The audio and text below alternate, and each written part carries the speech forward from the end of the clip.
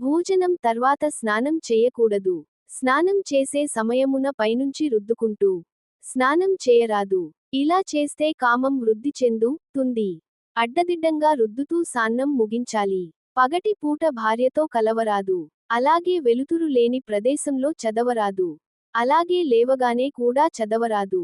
లేవగానే కాళ్ళు నేలకి తగలకుండా వంగి భూమిని తాకి నమస్కరించాలి. ఇలా చెయ్యటం వల్ల శరీరంలోని విషశక్తి భూమిని ఆకర్షించి, స్వచ్ఛమైన శక్తి మనలోకి వస్తుంది. కొంతసేపు ధ్యానం తప్పక చేయాలి. ఇలా చెయ్యటం ద్వారా శరీరంలోని అన్ని భాగాలకు అవసరమైన ప్రాణశక్తినిచ్చి సమతుల్యం చేస్తుంది.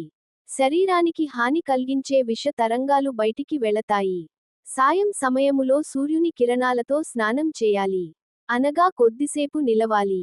దానివల్ల అనేక చర్మ వ్యాధులు రాకుండా శరీరము వజ్రంలా తరుగుతుంది. ఆ సమయంలో సూర్యకిరణాల్లో డి విటమిన్ ఉంటుంది.